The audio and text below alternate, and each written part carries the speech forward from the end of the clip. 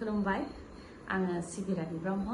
SB बड' news चेनेलाव नोंथांमोनखौ आरोबावहाय बरायनानै लाबाय जाय बिथांमोना सानसेयारि खौरां नायनो मोजां मोनो बिथांमोना आंनि बे एसबी बड' निउज चेनेलखौ साबस्क्राइब खालामनानै लानो हागोन मानो होननानै बुङोबा बे चेनेलनि गेजेरजोंनो जोङो सानफ्रोमबो सानसेयारि खौरांखौ फोसावो राजखान्थि समाजखान्थि आरो गुबुन आयदानि सायाव जोङो बे चेनेलनि गेजेरजों थार खौरांखौ फोसावो नोंथाङा जुदि खौरां नायनो मोजां मोनोबा बे चेनेलखौ साबस्क्राइब खालामनानै लानो हागोन हादराव फिन हेलिकप्टार क्रेश जादों नाथाय लैथो सायाव गोग्लैनायनि जाहोनाव गासैबो दावबायारिफोरानो जिउ रैखा मोननो हादों आन्डामान एन्ड निकबार आइलेन्डनि पर्ट ब्लेयारनि साखाथियाव जानो मोनदों हेलिकप्टार क्रेशआ लैथोआव गोग्लैनायनि थाखाय गासैबो जिउ रैखा मोननो हादों पवन हान्सनि गंसे हेलिकप्टारा लैथो साजों पर्ट ब्लेयारनिफ्राय सा आन्डामाननि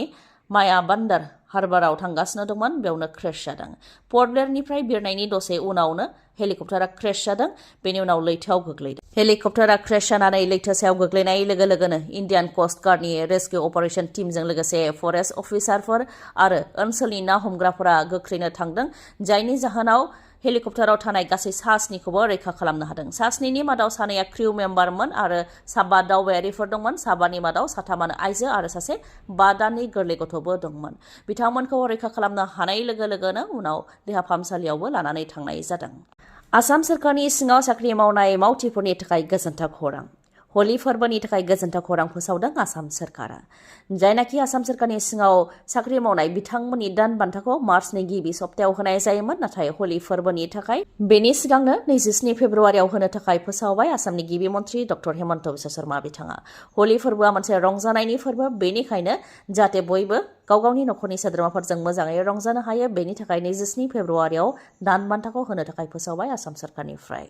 चिरां जिल्लानि बिजनीआव आसाम पुलिसनि सायाव गाग्लोबनाय जाथाय दायनिगिरिखौ हमनो थांनायाव दायनिगिरिफोरजों लोगोसे नखरनि सोद्रोमाफोरा पुलिसनि सायाव गाज्रियैनो गाग्लोबनाय जाथाय जायजों पुलिस बिबानगिरिफ्रा खुनुरुखुमै जिउ रैखा मोननो हादों होननानै फोरमायथिदों बिजनी 2 नं भालाथलाव जानो मोनदों बे जाथाया दायनिगिरि आब्दुल सालाम 44 बोसोर बैसोनि आरो आब्दुल लतीफ 25 बोसोर बैसोनि बेसोरखौ बिजिरसालिनि बिथोन बायदि एरेस्ट खालामनो थांदोंमोन बिजनी पुलिसआ बेयावनो दुंहाव थासारि जानो मोनदों फोरमायथिनाय बायदिब्ला हानि जेंनाखौ लानानै आब्दुल सालाम आरो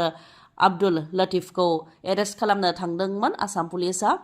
बेयावनो नखरनि सोद्रोमाफ्रा पुलिसनि सायाव गाग्लोबदों गाग्लोबग्राफोरनि मुङा फारियै सात्तार आली आब्दुल आजिज साजमाल आली आली हुसैन आरो शाहादत आली बिसोरखौ एरेस्ट खालामनायनि अनगायैबो दायनिगिरि आब्दुल सालाम आरो आब्दुल लतीफ गासै सास्निखौ एरेस्ट खालामनानै लानानै फैदों आसाम पुलिसआ मैयानि सानाव सानसेनि बाजेट एसेम्बलि जथुम्मा जिरायदों BTCआव जायनाखि थांनाय आसाम एसेम्बलियाव BTCनि थाखाय 100 कौटि साप्लिमेन्टारि बाजेट बा आलदायै आरोबाव 100 कौटि रां हरनो खोथा होदों बे रांजों लोगोसे BTCआव आरजिनाय 1 कौटि रां गासै 101 कौटि 20 लाख रांखौ हरनो थाखाय BTC एसेम्बलियाव थांखि लानाय जादों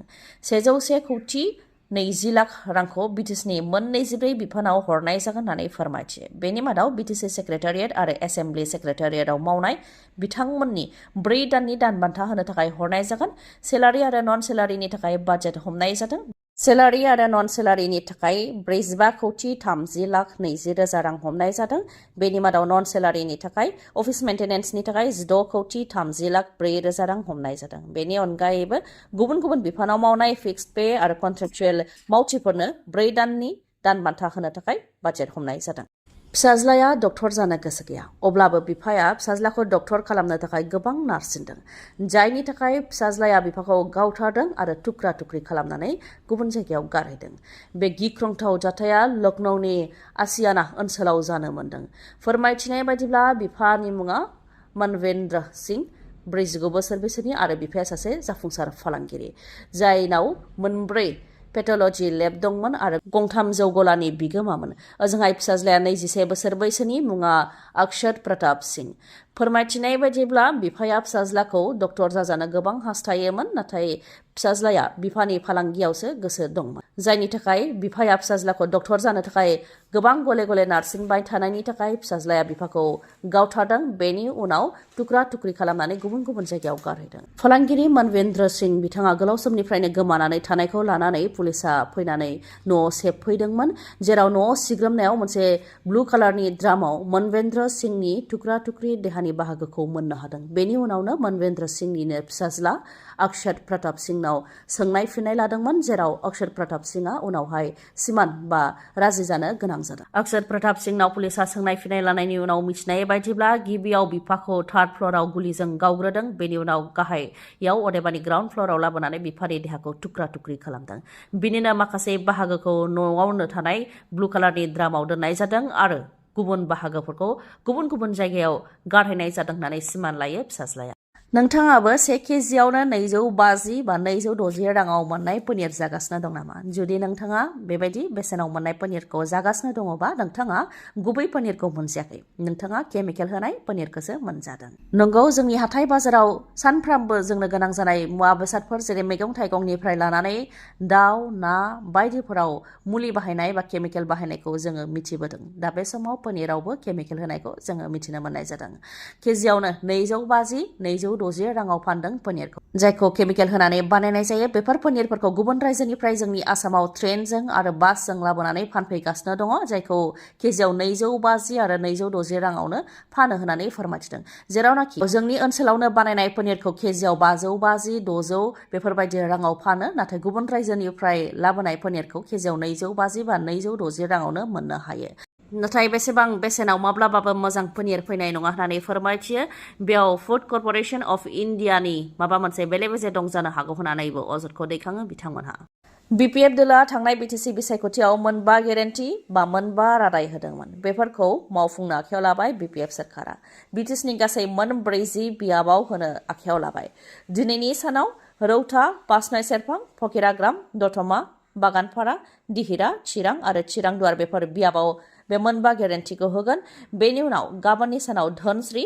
भैरबकुन्द, नाग्रिजुलि, गयबारि, मुसलपुर, कक्लाबारि, काजलगाव आरो निसिमा बेफोर बियाबाव होगोन। 27 फेब्रुवारियाव हरिसिंगा, कालिंदुवार, दरङाजुलि, सालबारि, मटनगुरि, सुबाइजार आरो मानास सेरफां बेफोर बियाबफ्राव होगोन। 28 फेब्रुवारियाव गुमा, जमदुवार, ननै सेरफां, भेरगाव, थुरिबारि, सुख्लाय सेरफां आरो गरेसर बेफोर बियाबाव होगोन आरो 1 मार्चआव श्रीरामपुर, पर्बतझरा, खैराबारि आरो मदैबारि बेफोर बियाबाव होगोन। 2 मार्चआव कसुगाव आरो सराइबिलाव होगोन। 3 मार्चआव बावखुंग्रि आरो बनरगावआव होगोन आरो 4 मार्चआव सालाखाथि आरो देबरगावआव होगोन। तामुलपुर पुलिसा 4 बोरमा सिखावखौ हमदों। रायजोनि दाब दाब जायगायाव सना, हिरा, रां, गारि मथर बायदि लुट जानायनि अनगायैबो गामि ओनसोलफोरावबो बोरमा, मोसौ, दाउ खावनायनि उदखार, जायनि जाहोनाव रागा जोंनाय रायजो राजानि आखायाव माब्लाबा समाव दाय गैयै सुबुङाबो गोग्लैनो गोनां जादों। चिरां, क'क्राझार, बाक्सा जेरावबो गामि ओनसोलफोराव बोरमा सिखाव, दाउ सिखाव,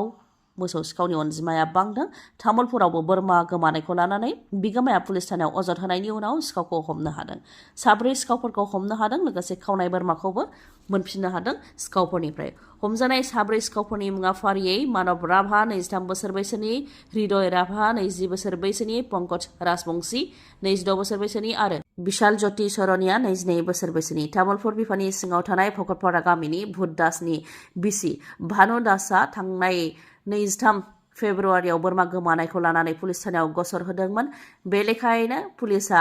बोरमा खावनायखौ लानानै सेबदोंमोन। बेयावनो 4 बोरमा सिखावखौ हमनो हादों। दा बिसोरनिफ्राय खावनाय बोरमाखौबो हमफिननो हाबाय आरो बे बोरमाखौ बिगोमानो गथायनानै होफिनबाय आरो दायनिगिरिफोरखौ एरेस्ट खालामनाय जाबाय। खौरांखौ जोबजासे खोनासंनायनि थाखाय गोजोन्थों। उननि समाव आरोबाव जों बेबायदिनो लोगो मोनफिनबावगोन।